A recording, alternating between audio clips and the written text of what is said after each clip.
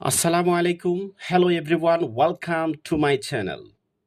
So today I'm making another video that is for conditional self practice. So let's get started. So বন্ধুরা আজকে আমি conditional সেন্টেন্সের একটি পর্ব আপনাদেরকে আগে একটি দিয়েছিলাম। সেটা ছিল ফরম্যাট, রুলস ছিল বিভিন্ন রকমের, যাতে আপনারা সহজে কন্ডিশনাল সেন্টেন্সটা বুঝতে পারেন। আর এই কন্ডিশনাল সেন্টেন্স থেকে বিভিন্ন পরীক্ষায়, এক্সাম পরীক্ষায় প্রশ্ন এসে থাকে। সো এইটা খুবই গুরুত্বপূর্ণ। যেমন এসএসসি, এইচএসসি এবং বিসিএস এবং সরকারি যে কোনো চাকরি পরীক্ষাতে এই কন্ডিশনাল থেকে প্রশ্ন এসেই থাকে। সো আগের পর্বটা যারা দেখেন নাই, অবশ্যই আগের পর্বটা দেখে এই সেলফ প্র্যাকটিসের পর্বটা আপনারা দেখবেন, তাহলে ইজিলি বুঝতে পারবেন, অন্যথায় বুঝতে পারবেন না। সো শুরু করা যাক। ১ নম্বরে দেখেন, if I had money I open a hospital. That means ইফযুক্ত বাক্যটা মানে ক্লোজটা, ঠিক আছে, এটা একটা ক্লজ, এটাও একটা ক্লজ, কমার আগে একটা ক্লজ এবং কমার পরে একটা ক্লজ। এখন ক্লজ কাকে বলে? ক্লজ হলো সাবজেক্ট ভার্ব অবজেক্ট যেখানে থাকবে সেটাই একটা ক্লজ হয়ে যাবে। এবং ক্লজের সাথে সাথে ফ্রেজটাও আপনাকে একটু জানা দরকার। ফ্রেজ হচ্ছে এক গুচ্ছ এলোমেলো ওয়ার্ডকে আমরা ফ্রেজ বলবো। যেমন with a view to, look for what to, get use to, এইরকম শব্দটি হলো একটা ফ্রেজ, কারণ এখানে সাবজেক্টের পরে ভার্ব নাই, অবজেক্ট নাই। দ্যাট মিনস এটা একটা ফ্রেজ। এখন আমি এই কন্ডিশনাল সেন্টেন্সটা যখন করব, সো কন্ডিশনাল শর্তটা আগে কি বুঝতে হবে। শর্ত কি?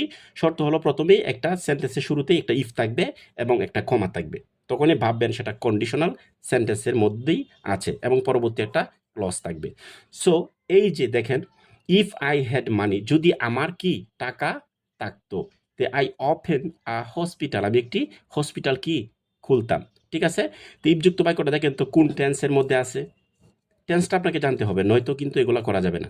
এই যে দেখেন, সাবজেক্টের পরে কিন্তু একটা হেড আছে, দ্যাট মিনস এটা হলো পাস্ট ইনডিফিনিট টেন্স। হেডের পরে যদি ভার্বের ৩ নম্বর ফর্ম থাকতো এখানে, তখন এটা পাস্ট পারফেক্ট টেন্স হয়ে যেত, ঠিক আছে। সো এটা হলো ফার্স্ট ইনডিফিনিট টেন্স। তাহলে যদি পাস্ট ইনডিফিনিট টেন্স হয় এই ক্লোজটা, তাহলে সাবজেক্টের পরে এখানে কি দিবেন? উড, কুড, মাইট, হ্যাঁ, এবং ভার্বের একটা বেস ফর্ম ব্যবহার করবেন, তাহলে সেন্টেন্সটা কমপ্লিট হয়ে যাবে। সো এই সেন্টেন্সটা দেখেন, তাহলে আমি আয়ের পরে একটা উড ব্যবহার করতে পারি, উড এবং ভার্বের বেস ফর্ম, যে ওপেন তো আছে এখানে, তাহলে আনসার হলো উড ওপেন, উড ওপেন, ঠিক আছে, বুঝতে পারছেন। পরবর্তীর উদাহরণটা একটু দেখি। ইফ আই ওয়ার দেয়ার, আমি যদি সেখানে যেতাম, তা আই হেল্প হিম, আমি তাকে সাহায্য করতাম। একটা শর্ত দিয়েছে, আমি আমি যদি যাইতাম তাহলে তাকে সাহায্য করতাম, এটা কন্ডিশন আর কি। আচ্ছা, এখন যদি সে বলছে আমি যাইতাম তাহলে তাকে সাহায্য করতাম। সো এই যে দেখেন ইফযুক্ত ক্লজটা, এটা কোন টেন্সে আছে? পাস্ট ইনডিফিনিট টেন্স আছে। কেন? সাবজেক্টের পরে দেখেন ওয়ার আছে, এন ওয়ার থাকতে পারে এবং এন ওয়াজ থাকতে পারে এবং ভার্বে বি টু থাকতে পারে, তাহলে ভাববেন এটা পাস্ট ইনডিফিনিট টেন্সের মধ্যে এটা আছে। সো যদি পাস্ট ইনডিফিনিট টেন্সে থাকে তাহলে সাবজেক্টের পরে উড, কুড, মাইট ব্যবহার করবেন এবং ভার্বের বেস ফর্ম ব্যবহার করবেন। সো এখানে উড আমি ব্যবহার করলাম উডের পরে এবং হেল্প ভার্বের বেস ফর্ম ব্যবহার করলাম, তাহলে আনসার হলো উড হেল্প। আচ্ছা, নেক্সট উদাহরণটা দেখি। ইফ ইট ইজ সামার, যদি এটা সামার হয়, ইট ফিলস কোল্ড, তখন ঠান্ডা অনুভব হয়। এখন দেখেন ইফযুক্ত ক্লজটা কোন টেন্সে আছে? ইফযুক্ত ক্লজটা 100% প্রেজেন্ট ইনডিফিনিট টেন্সে আছে, কারণ এই যে দেখেন ইফের পরে সাবজেক্ট আছে, সাবজেক্টের পরে কি আছে? এম ইজ আর অথবা ভার্বের সাথে এস অথবা ইয়েস এবং ভার্বের বেস ফর্ম যদি থাকে, তাহলে এটা প্রেজেন্ট ইনডিফিনিট টেন্সে হবে।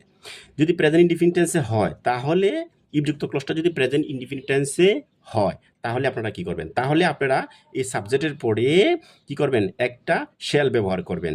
আর নয়তো শ্যাল, উইল, মে, ঠিক আছে, শ্যালও ব্যবহার করতে পারেন, উইলও ব্যবহার করতে পারেন, মেও ব্যবহার করতে পারেন, মাস্টও ব্যবহার করতে পারবেন এবং পরে ভার্বের বেস ফর্ম দিয়ে দিবেন। সো ইটের পরে আমি একটা উইল ব্যবহার করলাম, তো উইল ফিল, এই যে আনসার হলো will fill. Okay, next. If he came, সে যদি আসতো, আই গো দেয়ার, আমি সেখানে যেতাম। এখন দেখেন ইফের পরে সাবজেক্ট আছে, সাবজেক্টের পরে ভার্বের ফার্স্ট টেন্স আছে, কাম, কেম, কাম, ঠিক আছে, 3টা ফর্ম আছে, এটা মুখস্থ করবেন। দেখেন ফার্স্ট টেন্সে আছে, ফার্স্ট টেন্সে থাকার কারণে এখানে সাবজেক্টের পরে উড, কুড, মাইট এবং ভার্বের বেস ফর্ম হবে এই আগের দুইটার মতো, ঠিক আছে।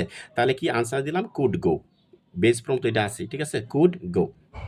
Next, if he love me, সে যদি আমাকে কি করতো? ভালোবাসতো। ইফ হি লাভ মি, সে যদি আমাকে কি করতো? ভালোবাসতো। তে আই ম্যারি হিম, আমি তাকে বিয়ে করতাম। সো ইফযুক্ত বাক্যটা প্রেজেন্ট ইনডিফিনিট টেন্সে আছে। কেন প্রেজেন্ট ইনডিফিনিট টেন্সে আছে? দেখেন ইফের পরে সাবজেক্ট আছে, সাবজেক্টের পরে একটা ভার্ব আছে, এখানে একটু ভুল হয়েছে বন্ধুরা, এখানে একটা এস ব্যবহার করবেন। তাহলে ইফ হি লাভস মি, কারণ সাবজেক্ট যখন third person he she it এবং কোনো নাম হয়, যেমন anybody any one, somebody some one, no body no one, none শব্দটা যখন সাবজেক্ট বয় তখনই ভার্বের সাথে এস বাই এস যুক্ত হবে। সো ইন দ্যাট সিচুয়েশন এটা হলো present indefinite tense. Present indefinite tense থাকার কারণে সাবজেক্টের পরে কি দিবেন, শ্যাল, মে, ক্যান ইত্যাদি ব্যবহার করবেন এবং ভার্বের বেস ফর্ম ব্যবহার করবেন।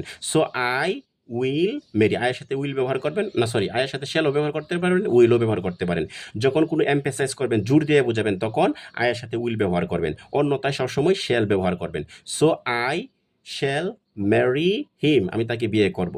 এটা কোনো বাধ্যবাধকতা নাই যে করব, যদি উইল ব্যবহার করতাম তাহলে অবশ্যই তারে বিয়ে করতাম, এরকম হইতো। ঠিক আছে, নেক্সট ইফযুক্ত বাক্যটা যদি আবার দেখেন, এই সেন্টেন্সে দেখেন, ইফ ইউ ইনভাইট, তুমি যদি আমাকে দাওয়াত করো, করিম গো দেয়ার, করিম সেখানে কি করবে, যাবে। তো ইফযুক্ত বাক্যটা আবার দেখেন, ইফ সাবজেক্টের পরে বারবার বেস ফর্ম আছে। ঠিক আছে, এই সাবজেক্টটা কিন্তু প্লুরাল, দ্যাট মিনস এটাও কিন্তু ভার্বটা প্লুরাল। সাবজেক্টটা প্লুরাল হলে ভার্বটাও প্লুরাল, সাবজেক্টটা সিঙ্গুলার হলে ভার্বটাও কি সিঙ্গুলার। যেহেতু প্লুরাল হইলো, তাহলে এখন দেখেন এটা প্রেজেন্ট ইনডিফিনিট টেন্স। ঠিক আছে, তাহলে কি হবে, প্রেজেন্ট ইনডিফিনিট সাবজেক্টের পরে কি দেবেন, শ্যাল ও উইল, মে, ক্যান, মাস্ট ব্যবহার করবেন। তাই করিম উইল গো, আমি দিলাম answer will go, will go. So next উদাহরণটা আমরা একটু দেখি। If he obey his teacher, সে যদি তার শিক্ষকের কথা মান্য করে, হি উড বি সাকসেসফুল, সে কি হবে, সফল হবে। দেখেন বন্ধুরা, এখানে কিন্তু বলছে কারেকশন করার জন্য, আর ওই জায়গায় কিন্তু একটা ক্লু আমাদের দিয়ে দিল। ঠিক আছে, কি হি উড বি মেরি, তার এই সাবজেক্টের পরে দেখেন উড আছে, কুড আছে, মাইট আছে, তার মানে কি উড কুড মাইট এর ব্যবহার করা আছে, তাহলে এই জায়গাটা অবশ্যই পাস্ট টেন্সে থাকতে হবে, নয়তো কিন্তু এই জিনিসটা করা যাবে না। সো এই সেন্সে এটা ওবির পাস্ট টেন্স কি ওবিড। ঠিক আছে, ইডি মেরে দিবেন। নেক্সট পরবর্তীতে কি বলা হলো, ইফ আই হ্যাড মাছ মানি, যদি আমার অনেক টাকা থাকতো, আই বাই এ কার, আমি একটি গাড়ি কি করতাম, কিনতাম। সো ইফযুক্ত বাক্যটা আবার দেখেন, এটা পাস্ট ইনডিফিনিট টেন্স, কারণ হেড আছে। ঠিক আছে, হেড আছে, past indefinite tense. So past indefinite tense থাকার কারণে ওই জায়গায় সাবজেক্টের পরে উড কুড মাইট হবে। সো আয়ের পরে আমি কি করলাম, উড ব্যবহার করলাম, উডের পরে বারের বেস ফ্রম বাই ব্যবহার করলাম। সো উড বাই হলো আনসার। নেক্সট, ইফ হি রিড, সে যদি পড়ে, হি পাস, সে কি করবে, পাস করবে, মানে পাস করবে, পরীক্ষায় পাস করবে। পড়াশোনা ছাড়া তোরা পাস করতে পারবেন না। হ্যাঁ, if you read and read more, you will be making or you will be get a good mark, তুমি একটু ভালো মার্ক পাবে। Without reading you can not getting any good marks in your exam. So sense হলো আপনাকে পড়াশোনা অবশ্যই করতে হবে। তাহলে ইফযুক্ত বাক্যটা দেখেন, এটা কোন টেন্সে আছে। ইফযুক্ত বাক্যটা দেখেন, ইফ হি রিড, রিডের ফর্ম কিন্তু তিনটা, রিড রিড রিড, তিনটা ফর্ম। ঠিক আছে, তিনটা ফর্ম থাকার কারণে এটা আমি পাস্ট টেন্স হিসেবে কল্পনা করব। পাস্ট টেন্স যদি কল্পনা করি, তখন সাবজেক্টটা থার্ড পারসন থাকলেও বারোর সাথে এস বাই এস যুক্ত হবে না। এটা পাস্ট টেন্স থাকলে সাবজেক্টের পরে কি হবে, উড কুড মাইট এবং বারের বেস ফর্ম। তাহলে আনসার কি হবে বন্ধুরা, আনসার হবে উড, উড, আর পাস যেটা সেটা লিখে দিবেন, আনসার হলো উড পাস। ফর নেক্সট উদাহরণটা আমরা দেখি, he dot dot come to see, he come to see if he had been able to, সে যদি সক্ষম হয় তাহলে সে আমাকে দেখতে আসবে। এখন দেখেন একটু খেলা, এখানে খেলাটা কি, ইফটা সবসময় শব্দের শুরুতে ছিল, এখন কিন্তু ইফটা বাক্যের মাঝখানে চলে গেল। ঠিক আছে, তো মাঝখানে গেলে কিন্তু এটি কমাটা আর হবে না। যেহেতু কমা হবে না, তাহলে পরবর্তী সেন্স আমি ইফযুক্ত এই ক্লসটা দেখি কোন টেন্সে আছে। হ্যাঁ, ইফযুক্ত বাক্যটা আছে, সাবজেক্টের পরে হেড, হেডের পরে বাড়বে 3 নাম্বার, 3 নাম্বার হলো বিন। বিন কেন, am is are was were, am is are was were, have has, am is are was were. ঠিক আছে, এম ইজ আর ওয়াজ ওয়ারের পাস্ট পার্টিসিপল হলো বিন, এটা মনে রাখবেন। ঠিক আছে, সো হ্যাড বিন, এটা হলো পাস্ট পারফেক্ট টেন্সে আছে। পাস্ট পারফেক্ট টেন্সে যদি থাকে, তাহলে এখানে সাবজেক্টের পরে would could, would have, could have, might have এবং বার্বের 3 নাম্বার ফর্ম হবে। সো এই সেন্সে এটা হলো থার্ড কন্ডিশনাল সেন্টেন্স। তাহলে আনসার কি হবে, he would have come, he would have come, এটা আনসার হবে হি উড হ্যাভ কাম। তাহলে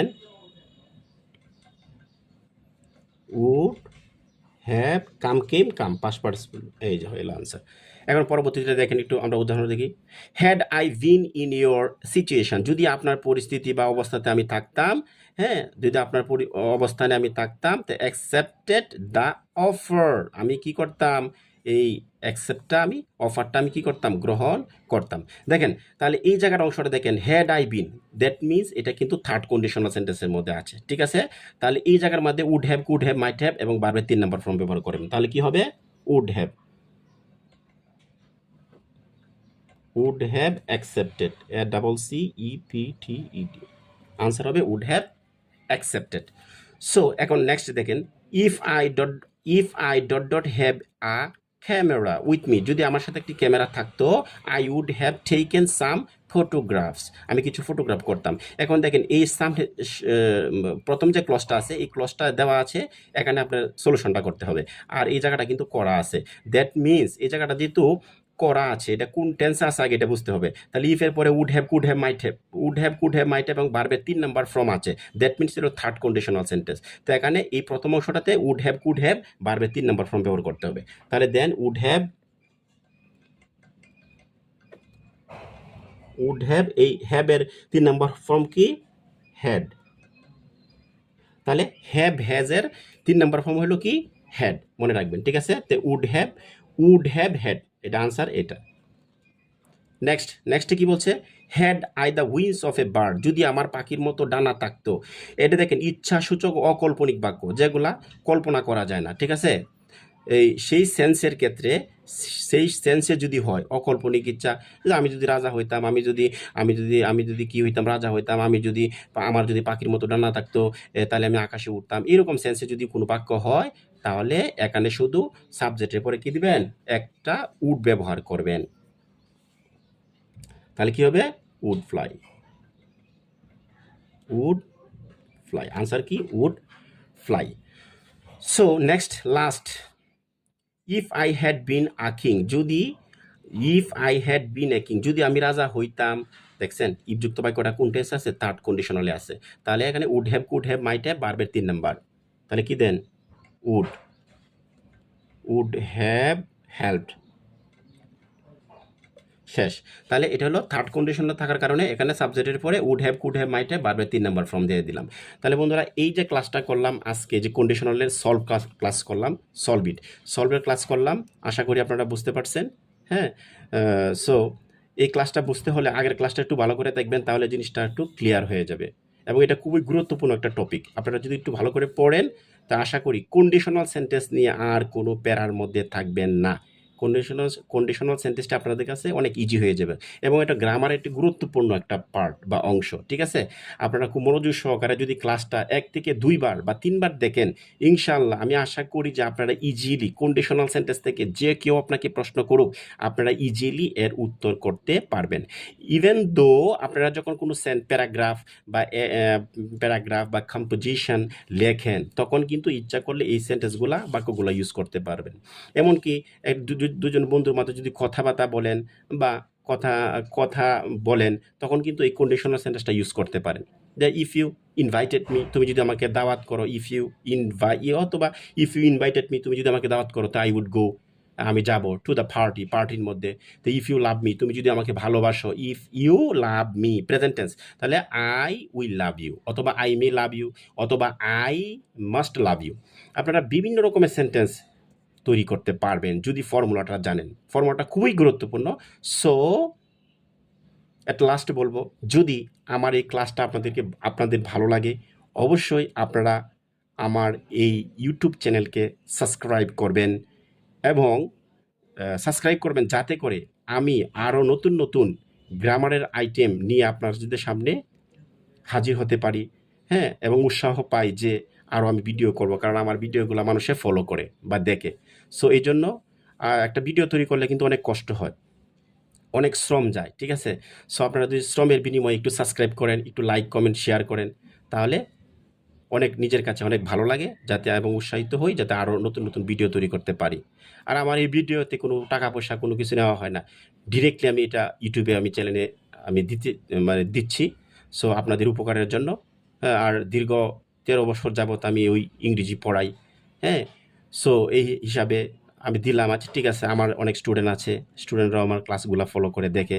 সো আপনারাও একটু দেখবেন। ধন্যবাদ, সবাই ভালো থাকবেন, সবাই মনোযোগ সহকারে পড়বেন। পড়াশোনার কোনো বিকল্প নাই, বারবার একটা কথাই বলি, যত বেশি পড়বেন তত বেশি জানবেন। সো পার ডে আপনাকে কমপক্ষে 10 ঘন্টা পড়াশোনা করতে হবে। দেন দেখবেন আপনার ব্রেন কোথায় চলে যায়। 10 থেকে 12 ঘন্টা, 10 ঘন্টা পড়েন, 12 ঘন্টা লাগবে না, 10 ঘন্টা 9 ঘন্টা পড়েন, একটা রুটিন তৈরি করে পড়েন, দেখবেন ভালো কিছু করতে পারবেন। এবং ভালো মার্কও করতে পারবেন। এবং এখন যদি বেসিকটা আমাদের ভালো হয়, তাহলে ইন্টারমিডিয়েটে বা ভার্সিটিতে যখন যাবেন, হ্যাঁ? বা ভার্সিটি শেষ করবেন, চাকরির পরীক্ষা দিবেন, তখন এগুলা কিন্তু অনেক কাজে লাগবে। এগুলা খুবই গুরুত্বপূর্ণ। ধন্যবাদ। সবাই ভালো থাকবেন। ক্লাসটা অনেক বড় হয়ে গেল।